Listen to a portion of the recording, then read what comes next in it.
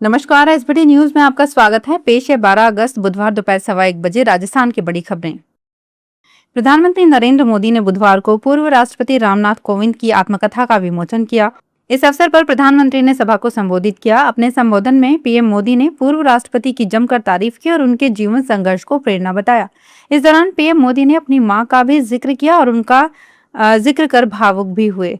PM Modi ने कहा कि मैंने उनके जीवन को जितना समझा है, उनकी कार्यक्षमताओं को जितना जाना है, मैं विश्वास से कह सकता हूं कि रामनाथ कोविंद की आत्मकथा भारतीय लोकतंत्र और भारतीय समाज की धरोहर बनेगी। इसके बाद पीएम मोदी ने कहा कि रामनाथ कोविंद ने छोटी सी उम्र में मां को खो दिया। मैं तो भाग्यशाली रहा हूं कि मेरी मां 100 वर्ष से अधिक जीवित रही और मुझे आशीर्वाद देती रही। कांवड़ मेला संपन्न होने के बाद धर्म नगरी हरिद्वार में अब हजारों मीट्रिक टन कूड़ा नगर निगम के लिए बड़ी चुनौती बन गया है। देश के स्थानों से पहुंचे करीब 5 करोड़ कांवड़ यात्री अपने आस्था तो लेकर लौट गए, लेकिन पीछे गंगा घाटों, पार्किंग और बाजार क्षेत्रों में बड़ी मात्रा में कचरा छोड़ गए। सबसे अधिक स्थिति हर की पौड़ी और आसपास के गंगा घाटों पर दिखाई दे रही है। नगर निगम ने विशेष महासफाई अभियान शुरू कर दिया। इसके लिए 900 अतिरिक्त सफाई कर्मचारियों को मैदान में उतारा गया है। कर्मचारियों की टीमें हर की पैड़ी और आसपास के प्रमुख घाटों, रोड़ी, बेलवाला पार्किंग और बाजार क्षेत्रों में सफाई कर कूड़ा एकत्र करने में जुटी है। राजस्थान में निकाय और पंचायत चुनाव से पहले शिक्षा विभाग में बड़ा प्रशासनिक फेरबदल किया गया है। शिक्षा विभाग में बड़े स्तर पर अधिकारियों के तबादले किए गए हैं। शिक्षा ग्रुप 2 विभाग के संयुक्त शासन सचिव की ओर से जारी आदेश में जेडी, डीडी और डीईओ स्तर के 66 अधिकारियों के स्थानांतरण किए गए हैं। शिक्षा विभाग की ओर से जारी लिस्ट में 2 जेडी, 3 डीडी और 61 जिला शिक्षा अधिकारियों को नई जिम्मेदारी दी गई है। राजस्थान में बुधवार को 5 जिलों में भारी बारिश का ऑरेंज अलर्ट जारी किया गया है। वहीं बाकी सभी जिलों के लिए तेज बारिश का येलो अलर्ट जारी किया गया है। कोटा के चेचट में दिल्ली मुंबई एक्सप्रेस वे की टनल में पानी भरने से कई किलोमीटर लंबा जाम लग गया। जानकारी के अनुसार जाम मुंबई से दिल्ली की ओर आने वाले हिस्से में लगा है। मौसम विशेषज्ञों ने बताया कि 12-13 अगस्त को राजस्थान के अधिकांश हिस्सों में बारिश की गतिविधियां जारी रहेंगी, लेकिन 14 अगस्त से मानसून कमजोर फेज में आ जाएगा। मध्य प्रदेश में हुई तेज बारिश के बाद चित्तौड़गढ़ के रावत भाटा में खोखी नदी में तेज उफान आ गया, जिसके बाद देवपुरा पंचायत क्षेत्र में स्थित खोखी बांध के 7 में से 2 ब्लॉक पूरी तरह से टूट गए। बांध से निकले पानी से इलाके की 300 बीघा से ज्यादा फसल जलमग्न हो गई।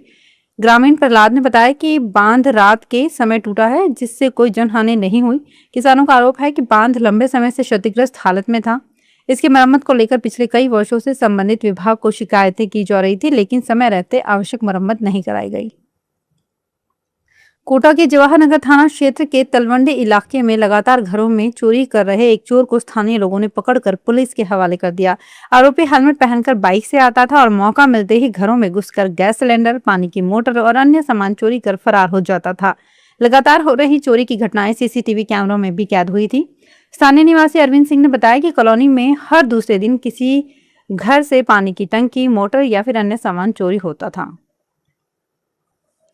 सीकर में लापता हुई 14 साल की नाबालिग लड़की को पुलिस ने ढूंढ लिया। नाबालिग पुलिस को हरियाणा के हिसार में मिली, जिसे परिजनों को सौंप दिया गया। नाबालिग लड़की घर वालों की डांट से नाराज होकर चली गई थी। पुलिस के अनुसार 14 साल की नाबालिग लड़की की मां ने पुलिस में रिपोर्ट देकर बताया था कि 9 अगस्त की सुबह करीब 11 बजे उनकी बेटी घर से ट्यूशन जाने के लिए निकली थी, जिसने अपने बैग को तो ट्यूशन सेंटर पर रख दिया और इसके बाद कहीं चली गई।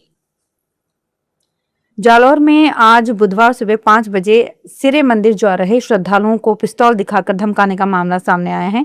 सूचना पर कोतवाली पुलिस मौके पर पहुंची। पिस्तौल दिखाने वाले युवक मुकेश कुमार जाट को शांति भंग के आरोप में गिरफ्तार किया गया।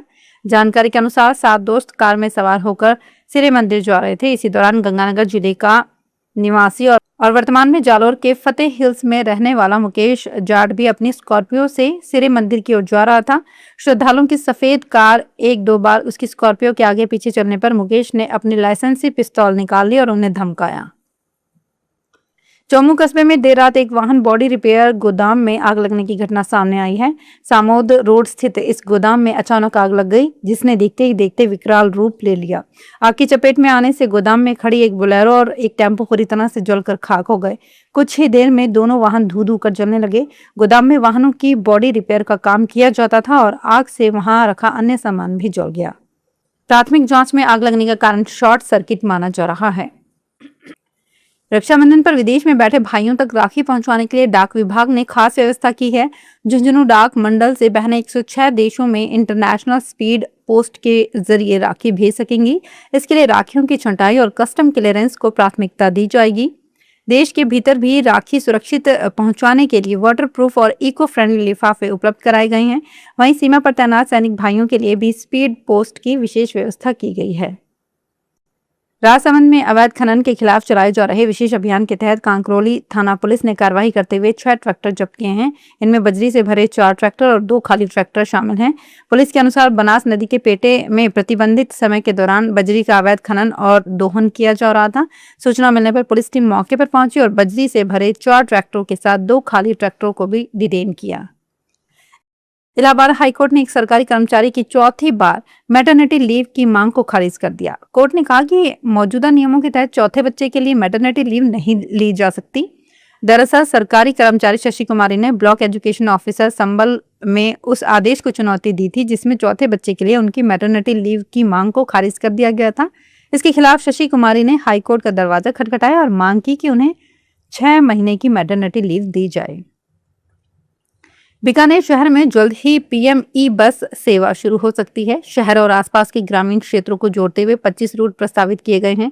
हालांकि प्रशासन की ओर से अभी तक बसों का अधिकृत शेड्यूल जारी नहीं किया गया है। ई बस सेवा शुरू होने के बाद महाराजा गंगा सिंह यूनिवर्सिटी से देशनोक और घड़सीसर से गंगा शहर तक बसों का संचालन शुरू हो जाएगा।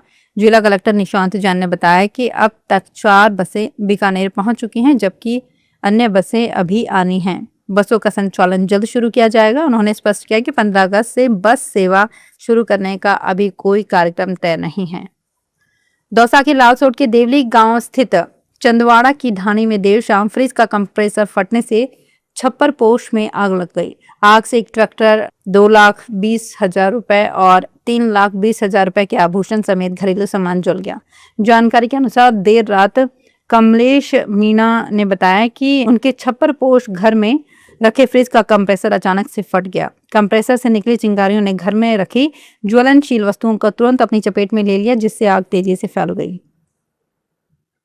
जयपुर के पॉश इलाके वैशाली नगर स्थित नेमी सागर कॉलोनी में रहने वाले लोग इन दिनों पार्किंग, व्यावसायिक गतिविधियों, तेज म्यूजिक, गंदगी और कानून व्यवस्था से जुड़ी समस्याओं से परेशान हैं। स्थानीय निवासियों का आरोप है कि रिहायशी इलाके के आसपास व्यावसायिक गतिविधियां चल रही है। इनके कारण कॉलोनी की सड़कों पर वाहनों का दबाव बढ़ गया है जिससे स्थानीय लोगों का घर से निकलना तक मुश्किल हो रहा है।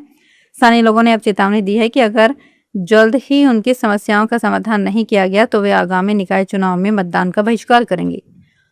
तो फिलहाल इस बुलेटिन में इतना ही। फिर हाजिर होंगे कुछ और बड़ी खबरों के साथ।